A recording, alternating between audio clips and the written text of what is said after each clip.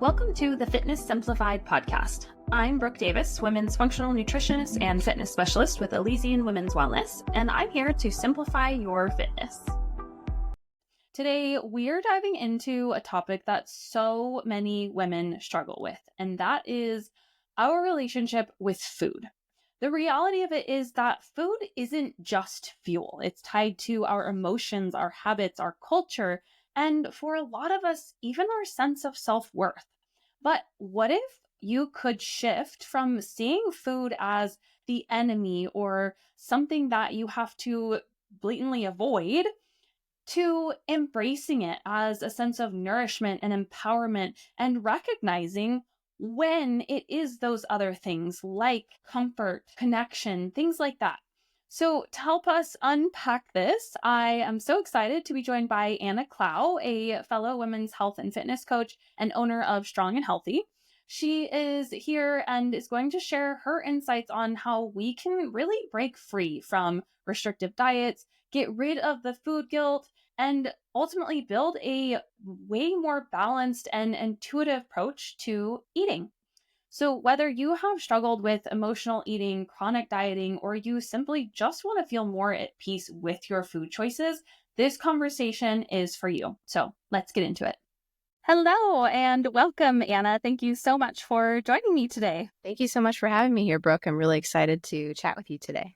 Yeah. So to start, can you just share a little about you, your journey into health and fitness coaching and kind of how you got here? Absolutely. So how I got started in the health and fitness world was through wanting to look better for a vacation and diving into the world of dieting. And what that journey led me down was a path of restrictive eating, unnecessarily led me to dealing with some different binge eating tendencies, put me in a really poor spot mentally and physically. And I felt like I hit kind of a rock bottom very early on in my journey. And I was so determined to figure out what the heck is the right way to eat and how can I reach my goals and not feel like total crap or be thinking about food 24/7 and be so neurotic and be scared of, eating dessert. And so I really went down this journey of learning the right methods to eating and really diving into the mindset side of things and like how to think about food, how you can heal your relationship with food. So that was a big part of my journey on the nutrition side and really what catapulted things. I've dealt with things like hormonal issues, going through, emotional eating and struggling with that on my journey. And it felt like once I solved an issue, the next thing would pop up. And looking back, I'm thankful for all of those experiences because I feel it has crafted me and shaped me into the coach that I am today and being able to relate to when your hormones are so off, you feel like you can't stop eating, you have no energy, you have crazy cravings. And, using food as a way to make yourself feel better. And yeah, so that is a little bit about the nutrition side and really what has driven me to become a coach to help other women because I've been able to overcome these things myself and really get to just the healthiest, best place that I've ever been in today. And a little bit on the fitness side of things, I've been an athlete my whole life and been through many journeys of, I started as a soccer player and then I fell really in love with lifting for aesthetics, then realized that that wasn't really motivating me anymore. And I got into more of the performance side of things. So really loving training for strength. I even hired a powerlifting coach and did that for a few months. And, at the same time, I was really stressed out working 3 jobs. My hormones were a wreck coming off of birth control. So that was something where I didn't end up doing the competition, but a really good experience and maybe not the right timing in hindsight, or definitely not. But after that, just really kind of getting back to training for health, training for me. And I fell in love with jujitsu. So love training Brazilian jiu-jitsu. It's a martial art. And it was so amazing. I am a blue belt. However, the past 6 months, I've had to really back off of that and kind of pause it as I've been on a another big wave of healing and really focusing on my internal health, because I am someone who loves training hard and loves pushing my body. And that has been something that sometimes can drive me into just having some different things be off.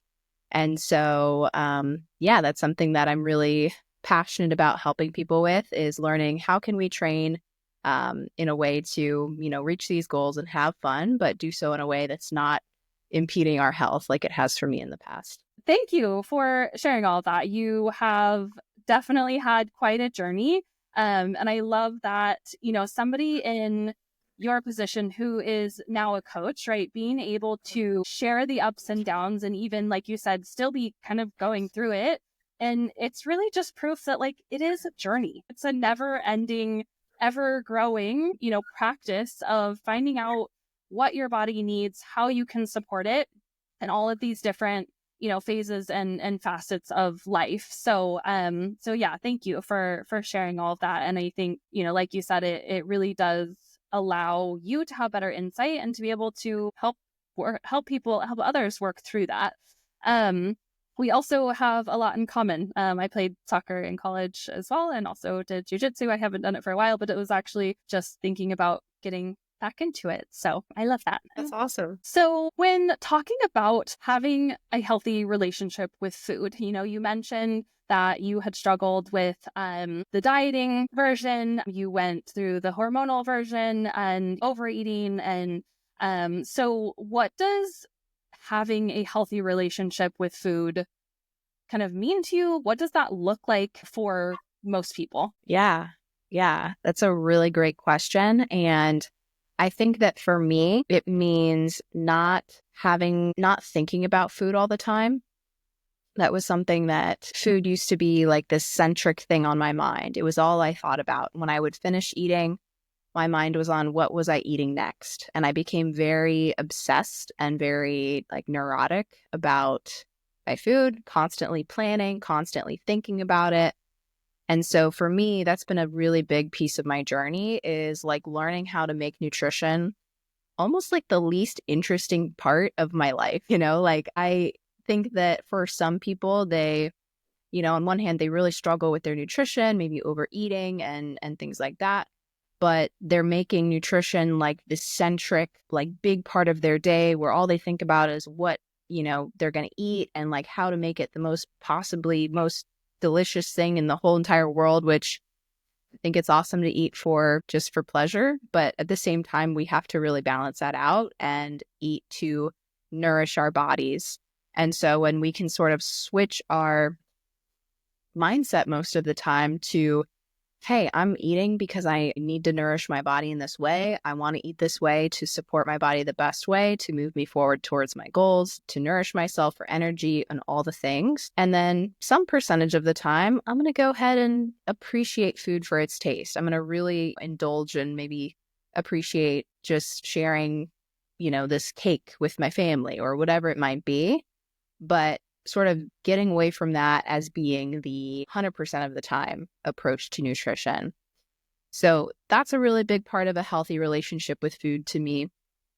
And then beyond that, for me, it means being able to have structure and not let that lead me to negative behaviors. I started my journey where, I got to a point where any sort of structure would send me over the edge. I'd be thinking about food so much, it would just cause all these issues. And so the solution for me was to really tap into intuitive eating and sort of that side of stuff.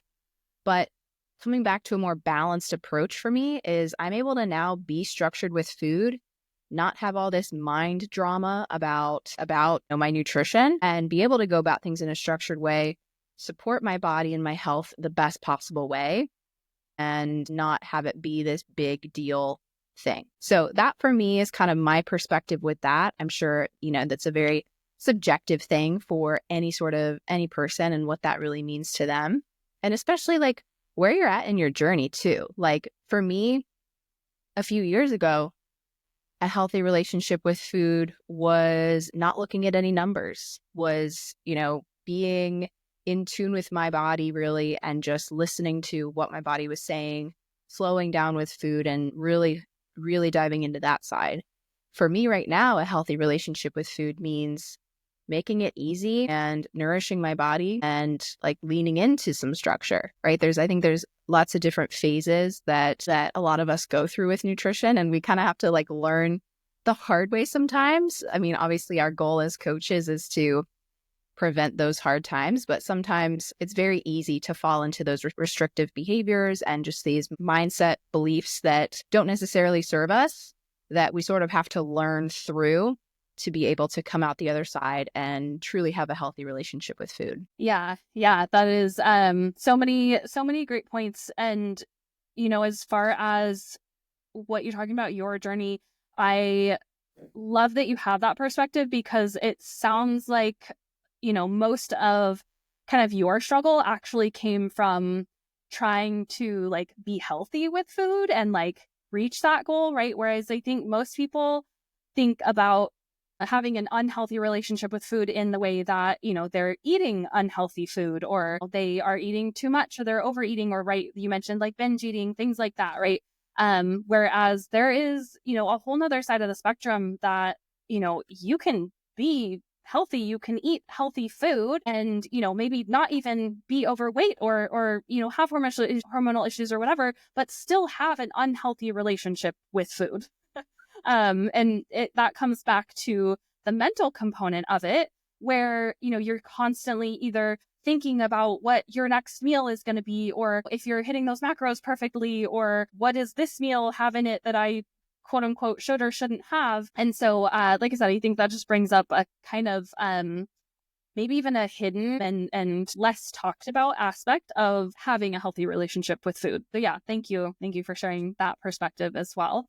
And on to kind of a next component is that so many women, due to, I would say most diet programs, have been really conditioned to view food as good or as bad. And thus, right, we put this morality on the choices of food that we make. And instead of being able to enjoy the cake, right, with our loved ones, it becomes a battle of, I'm being bad because I'm doing this thing. Whereas it's like, there's a lot of different purposes to food. One is, yes, fuel and nourishment, but food is also comfort. It's connection, right? It's part of our social culture. And so how did you start to kind of navigate that and start shifting away from that mindset? Yeah, absolutely. And I think that this topic and just the overall topic of a healthy relationship with food really boils down oftentimes to something so much deeper, and just the things under the surface of what are we trying to do? What sort of goals are we having, and why do we have those goals? I think that when I came out my journey from a like wounded place or a bad, unhelpful perspective of, I hate my body. That was the perspective that I was coming at my journey from. And then what that trickled into was trying so hard to control something. This leads to like feeling out of control in your life and like using food as a way to control things. But just coming at things with those inner issues is what I think leads more so to these food issues coming up. I think that it's so much deeper for people a lot of the time. And when it comes to just the looking at food as good and bad and like having all this morality around it, I totally hear that a lot of the time from clients. And it's something that I've definitely dealt with, of you almost make it so tied to your self-worth. And gosh, I ate something bad, so I'm a bad person, and now I'm a failure, and I'm never going to reach my goals. That's like the spiral. We start to like go through these big mind drama moments. And so for me, I think that learning how to like navigate brain drama, for lack of a better word, has been amazing. I ate this. It's not quite in alignment with how I want to normally eat. What am I learning from it? and how am I going to make my next choice even better and in alignment with how I want to approach my nutrition, and like simply leaving it at that. Like we make it this whole big emotional thing, like, oh my God, freaking out, but really getting objective with it and just being like a detective, like really just saying, hey, what am I going to take from this? And then when it comes to like good and bad, I think that there's so much context around like what that is. And how I look at it is, instead of saying, okay, I shouldn't be eating that, or I should eat this, I shouldn't do this. That's like thinking, oh, this is good, this is bad. That is all, anything with a should is society, external sort of things being placed on you. Versus I approach that same situation of, what do I want? Do I want to eat that, or do I not want to eat that? And this is something I'm always talking about with clients, is really ask yourself, do you really want to eat that? And not just like you're in the moment, like dopaminergic brain, but does higher self you want to eat 12 cookies while you're at the wedding? No, like we oftentimes, how we really truly want to approach that is we want to maybe enjoy one, appreciate it for the taste, and move on and focus on the people there and focus on the event. And so really asking yourself, what do I truly want? And making decisions based off of that, of I want this or I don't want it. And that's so powerful when you maybe have family peer pressuring you to, hey, eat this, and say, no, I don't want it. Versus, oh, I can't eat that. I shouldn't. Oh, I shouldn't do that. It's a totally different energy. And just saying, yeah, I don't want it. Simply leaving it at that. That has been an incredibly powerful shift for myself, and something that for a lot of clients has been really powerful as well. I love that so much. A couple things kind of stood out to me. One is, the what do I actually want? And I kind of word it a little bit differently, but like, what do I need? And, there are times when it's like, you do need, it's the same concept, right? But like, you do need that comfort. Like that is what you're feeling like you need. And, do you need 12 cookies? Like, is that actually going to serve you? Like, no, like you said, so same concept. But the higher self of like, okay, yes, I want this, but is this truly right? Is the choice that I'm making and the aftermath of this choice, is that truly what I want, right? Versus, yes, I want these 12 cookies. They're going to be delicious. So I love that perspective shift as well. And gosh, I had one other thought. Remind me the first point that you made. Just how things go deeper than the surface level of healthy relationship with food, of the why. Yes. Yeah. So that, and like you said, it comes back to, there is, like you said, it's so much deeper because that we have so many more, inputs, like you said, societal or, familial or cultural. Those inputs of like, I always use the example, like my grandpa, rest in peace. He was amazing. He was an amazing cook, but he's always like, oh, have some more, like have seconds, like finish it off kind of thing. And that was his way of being loving and like caring. He's like, I want you to have this food. It's delicious. It's, eat more of it. But how it cultivated in me is like always feeling like I should eat more and have seconds and like finish this off in order to make him feel appreciated. And, like I, want his food. And then that transitioned into other foods and other, people and things like that. And so I do think that if you are someone struggling with this and that relationship with food, I think taking that deeper look of like, where did this come from? Where do I feel like this mindset or these thoughts of having to finish your plate or going for seconds, right? A lot of times it's just purely automatic. And so I think the introspection of why you're doing these things is so important. And then, that's what I was going to say. The fact of when you look back, right? I think one of the biggest mistakes that people make in terms of not learning from their actions, you're like, okay, I made this decision, not just moving on from it or I'll do better Monday, but like, what made me make that decision? Why did I feel like I needed to do that? Or why did I do that? And how can I then avoid that situation or avoid that thought process the next time? So I think the reflection on the action is a big part of where also coaching comes in, because you have that outside person then being like, okay, what can we learn from what happened? Like, you don't have to feel guilty about it, but we do need to make sure that we're starting to address why and then shift that over time. So just to add on to a couple points that you had, I love all of that. Absolutely. And the question you mentioned, I think is so powerful, is what do I need? And this gets really extremely helpful in the emotional eating world of things. If you're someone who struggles with eating when emotional, when you're sad or lonely or stressed out, is asking yourself the question, what do I need right now? Like, what am I feeling and what do I need truly to help me feel better? Because it feels like diving into the dessert bucket in your pantry is going to solve your problems, but is it really? And usually the answer is no. And we have so many other strategies that we can take that are going to truly solve the thing. So we could call a friend, we could get outside for fresh air. You can like journal out your thoughts. You can do so many things that can help you feel better, and really addressing that root of whatever that emotional issue is. And it's just like the relationship with food issues, like the emotional eating, it's all a symptom of something deeper.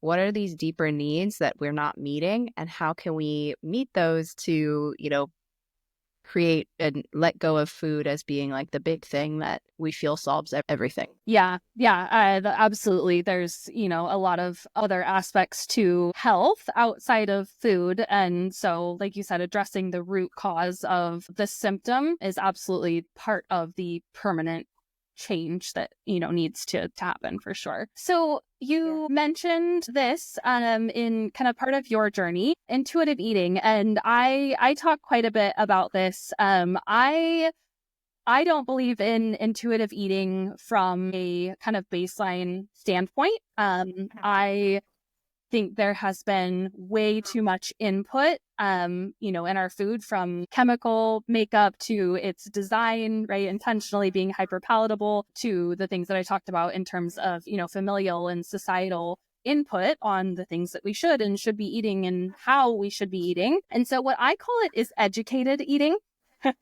And transitioning to a point where you can then be semi-intuitive, and it is intuitive, but it's because of the prior education that you have around eating the right way that your body needs, because you've learned that, versus just thinking that you know what your body needs based on, I don't know, arbitrary information. And so my question is, what is kind of your approach to getting to intuitive eating and helping somebody to get to the point where they can, be like, okay, what do I need? What does my body, what do I want? What is going to serve me now? And being able to then go create a meal that is going to serve them. What is your kind of process in getting to that point? Yeah, I love, love, love that you rename it educated eating. I think that's so powerful, and that's what we should call it, because I agree that I don't think pretty much everyone is ready for intuitive eating. Most people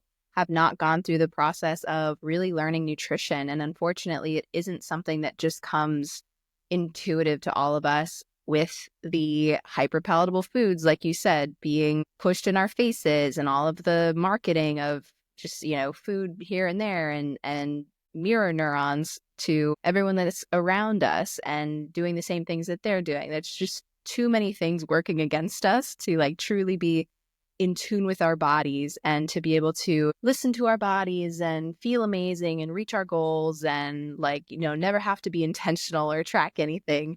So I love structure. And I think that, the going full blown intuitive eating is often something that we have to do when we swing from that such a restrictive place. We have to go into intuitive eating to like have some mental relief and heal a little bit.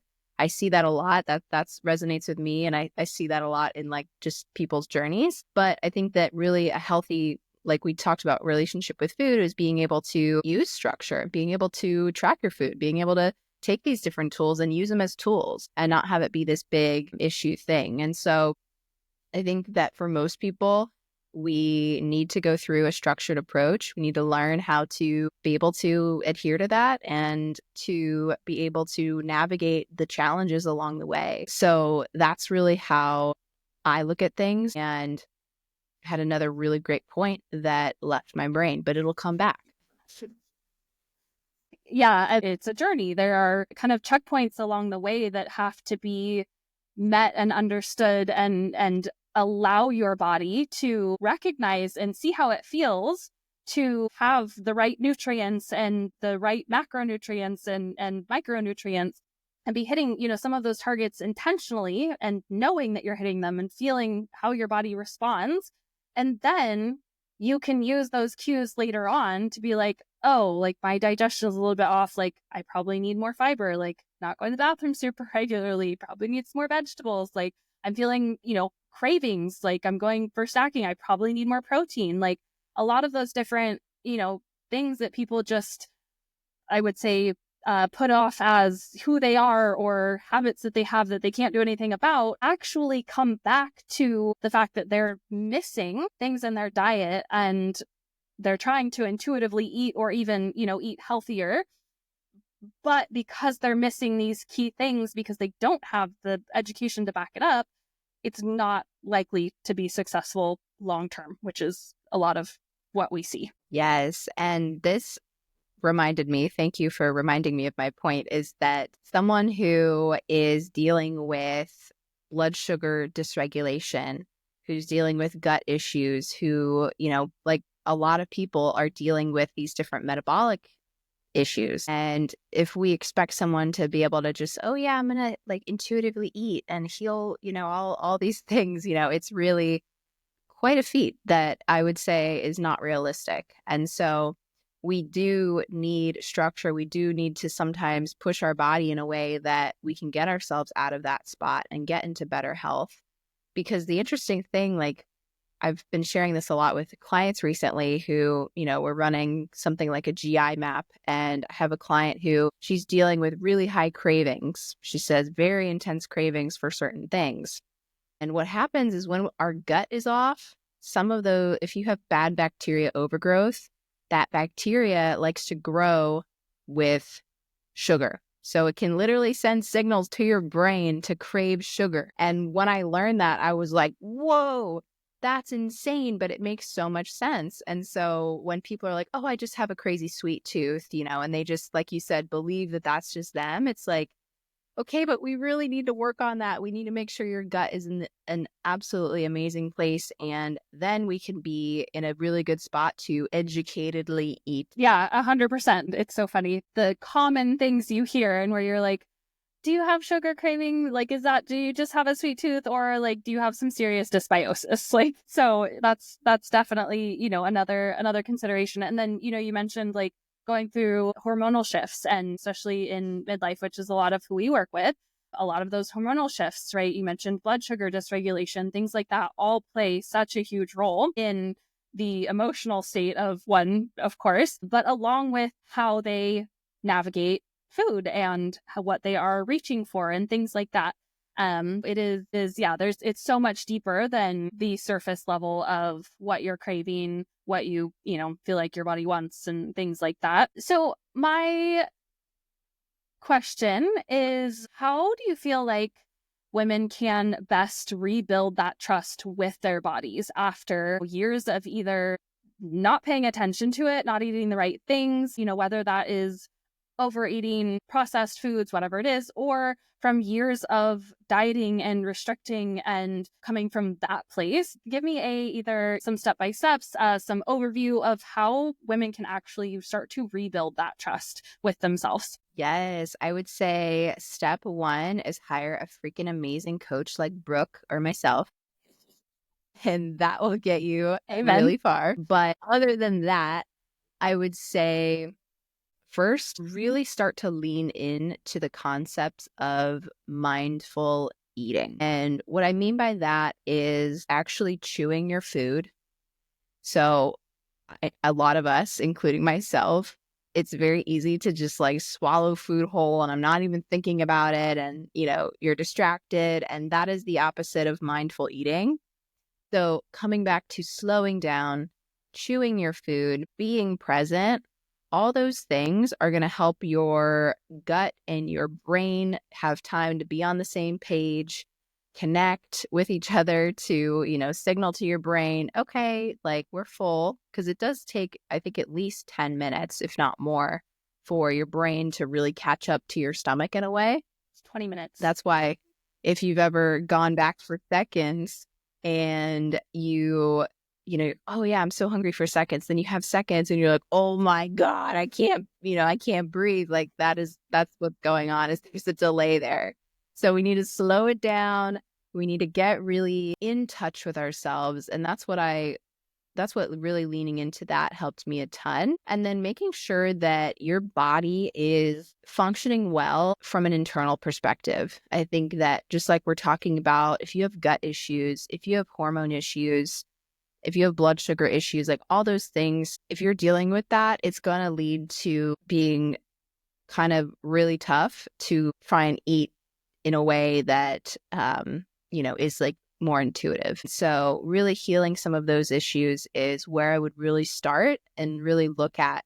I think that, for myself, I went years without having any idea that my gut was really, really bad. And working with my coach, she goes, this is one of the worst guts I've ever seen. And I'm like, oh my goodness. I had at the time, I'm like, I've been a coach for many years and I've been into the fitness world. And I was at a point where I was like, I'm still dealing with lingering symptoms.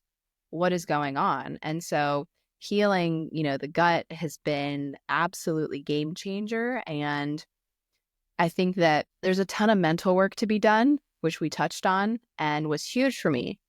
But to really get to that next level is you have to make sure that the physical is there too. And on the flip side, if you're so focused on the physical and really neglecting the mental piece of things, there's going to be discrepancies there as well. So if we can get your mindset, your mental in congruency with the physical and having those both be in a healthy place, that is when you're going to be ready to go into something like intuitive, educated eating and, be able to like graduate from having that structure. But I think that for people dealing with these issues, we need structure, we need guidance, and there's nothing wrong with hiring a coach, asking for help, and being able to get yourself into a place where you feel really, really good inside and out. Amen. Amen. We are going to end on that. I love it. That was amazing. Anna, thank you so much. This was a great episode. I am so excited to be able to share this message. Like I said, you mentioned you wanted to talk about it, and I just think that this came at a great time because I know so many women struggle with this. Thank you so much for your insight and sharing your journey with us. Can you share where can people find you and your podcast? Yeah. Thank you so much for having me, Brooke. This was super fun and I love talking about this stuff. And if you want to connect with me, you can find me on Instagram, would be the best place to find me. So my Instagram is Anna Clough, so ANNACLOUGH. And then my podcast is called the Get Strong and Healthy Podcast. So you can look that up on Apple or Spotify and connect with me there. Awesome. Those will be in the show notes as well. So if you need the links, you can go there. But otherwise, thank you again, Anna, and we'll talk to you soon. Thank you. Thanks so much for tuning in to this episode of the Fitness Simplified podcast. We are so glad to have you here on your journey to better health, fitness, and just feeling your best. Now, if today's episode got you thinking about your struggle with food, energy levels, or how to get your body working with you instead of against you during perimenopause, midlife, or menopause, I've got something really exciting coming up that we've been working on for months. In just 1 week, we're launching a 6-week menopausal metabolic kickstart group coaching program. And this is designed to help you optimize your metabolism, restore your hormone production, stabilize your symptoms through perimenopause and menopause, and finally see the results you've been working for. Spots are limited, and the first 5 women to sign up get an exclusive deal that will be available first access via email. So if you want first access to that, make sure to get on the email list now. You will find the link in the show notes. As always, if you have any questions, topic requests, or just want to connect, you can reach me on Instagram at Brooke_Elysian, on Facebook, linked in the show notes, or at ElysianWomen'sWellness.com. If you loved today's episode, we would be so grateful if you could leave us a 5-star review. Not only does it help others find our show, but it also enters you into our monthly $100 giveaway for new reviews. Make sure to send me a screenshot of your review via email or social media. If something in this episode really resonated with you, you thought it was a great message, you just want to share, take a screenshot, tag me, and share your biggest takeaway. This will get you entered into our monthly Elysian Recharge post-workout giveaway. You may have noticed I've been on a bit of a hiatus from traveling and being sick, along with working on this new program. So for now, new episodes will be dropping every other Monday. Make sure to hit that subscribe button, and I will see you week after next. Thanks for listening.